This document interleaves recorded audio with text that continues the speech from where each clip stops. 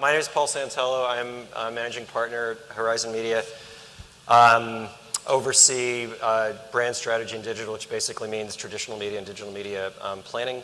And to my far left is Brett Whalen, SVP, National Director of Broadcast at Initiative. And to my immediate left is Mike Margolin. Now, it says you're SVP Director of Audience Science? Audience strategy? Strategy.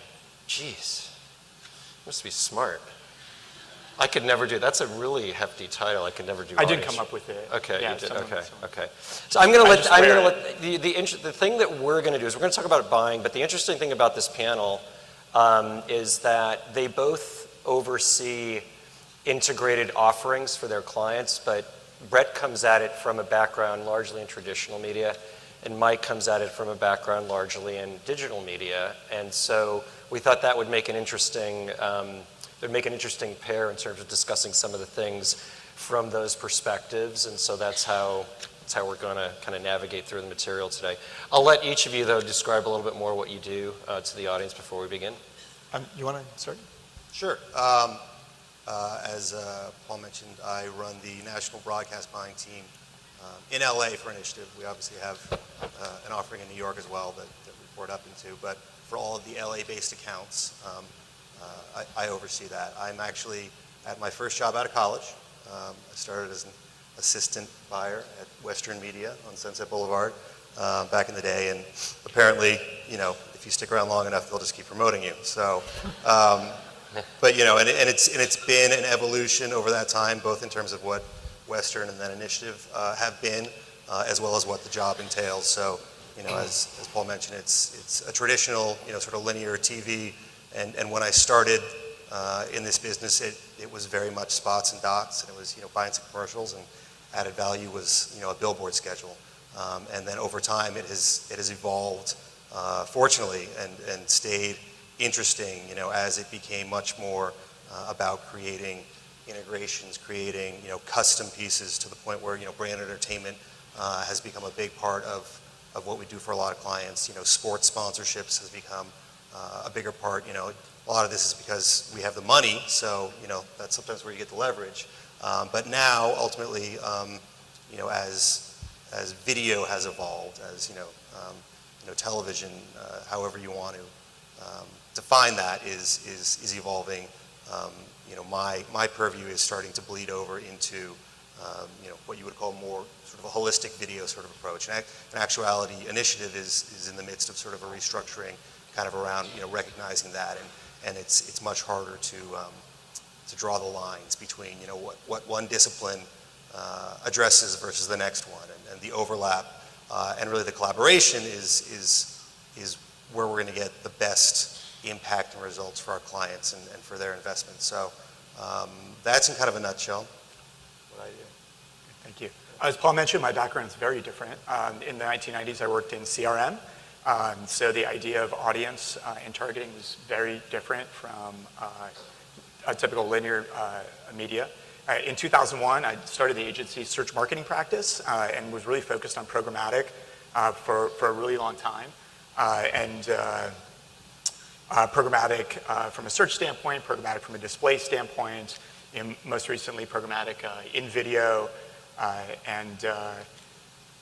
being in a full-service agency, the linear advertising, media buying was always part of my world, and I loved being a part of a full-service agency and not being kind of more narrowly focused. So, I think anyone that's around that environment and sees the magic that happens in linear and the scale that happens in linear, you can't help but appreciate it.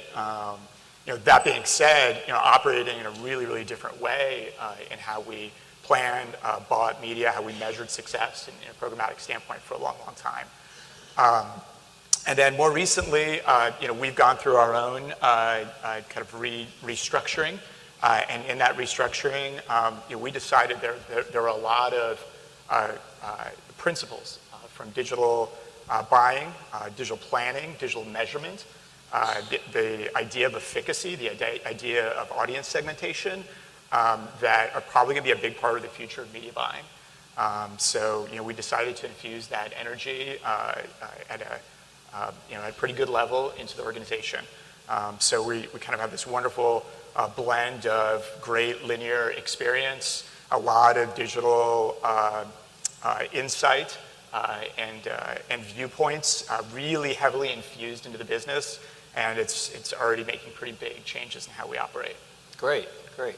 So we've seen a lot of people come up here who represent content offerings. At least, I mean, I was here only for the last 2 segments, and so people were talking about it was from a very content point of view. Clearly on the buying side, there are a lot of things besides content that we can bring our clients. Since we are very close to the clients, and I think that probably most of the people in this audience either represent, they're either selling or they're representing a content provider, or they're also with an agency.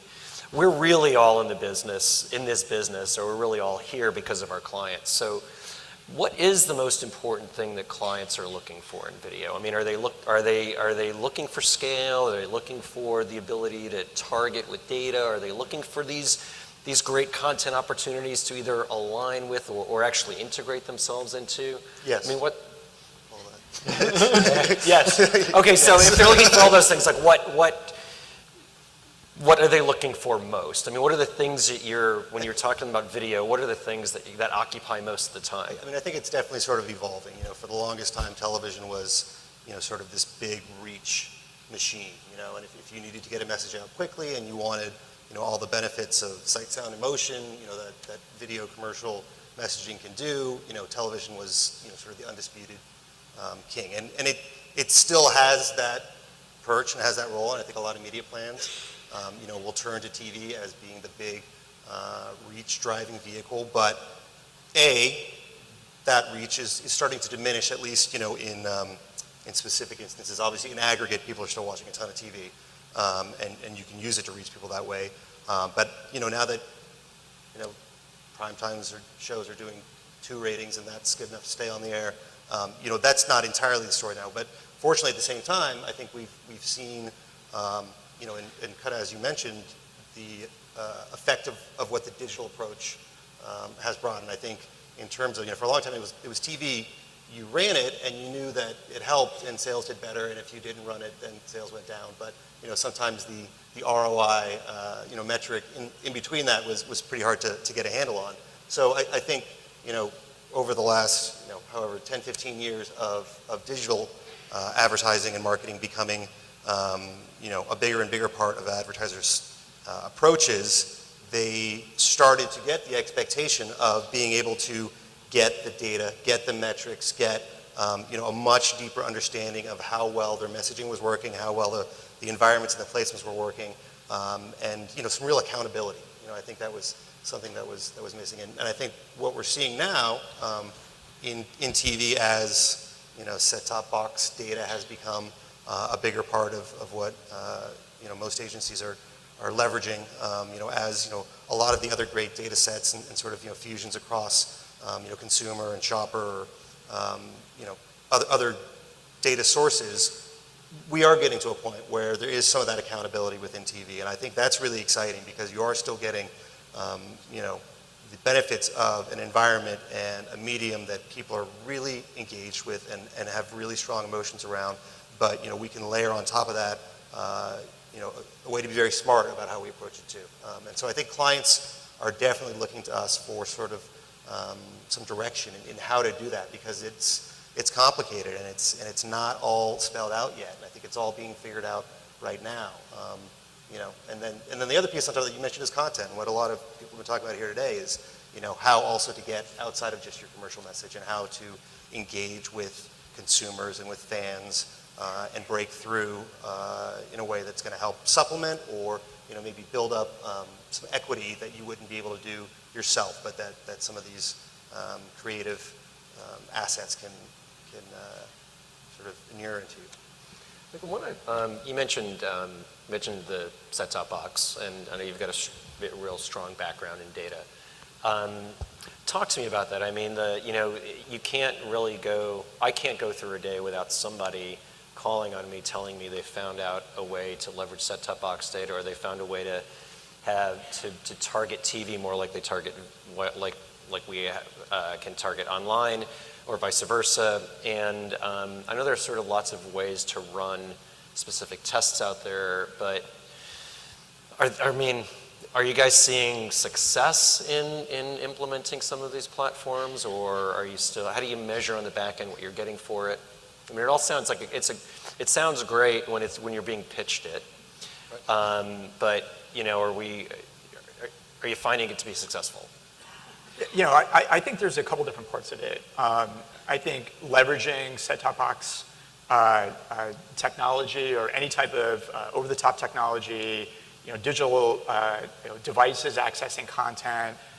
You know, there's a mechanism for targeting people, for serving very specific messages to those people.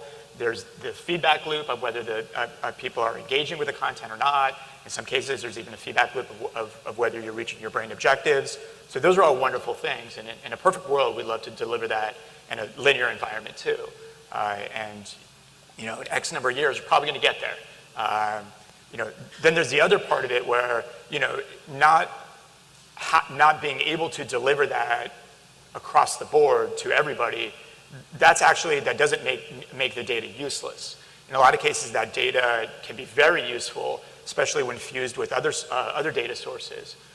So today, you know, we look at data sources like RentTrack as wonderful, and fused with other data sources, it can be incredibly valuable for us.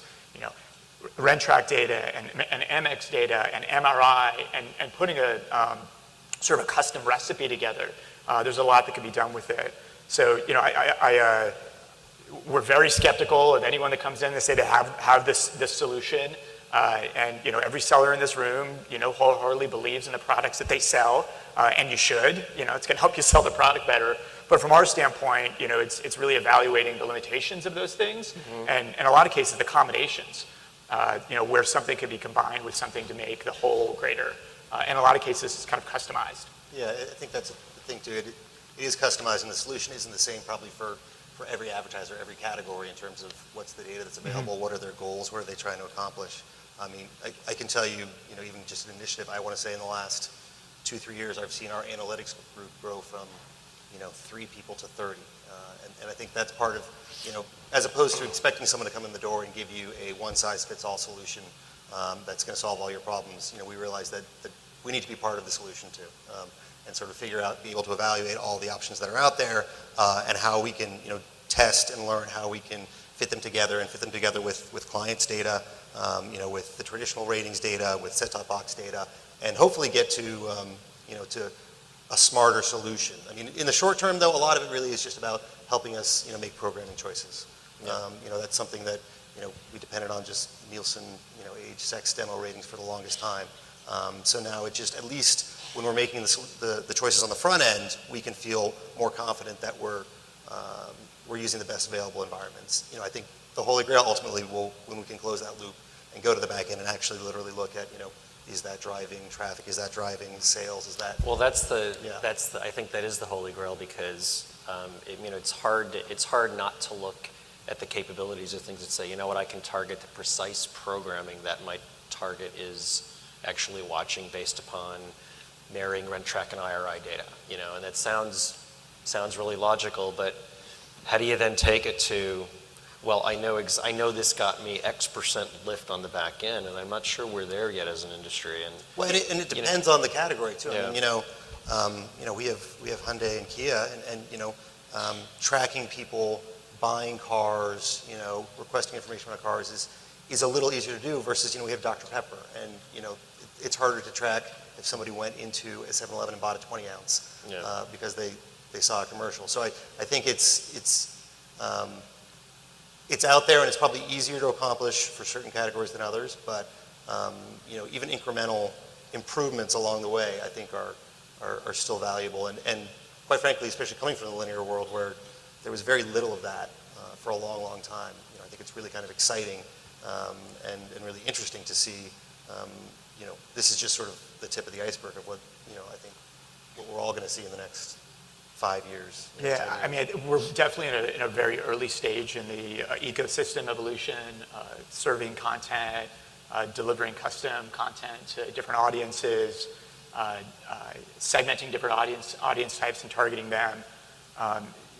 About 5 years ago or so, a really great analyst, financial analyst named Terry Kawaja, probably a lot of you have seen the LumaScape document, which is meant to scare the crap out of clients in the hundreds of different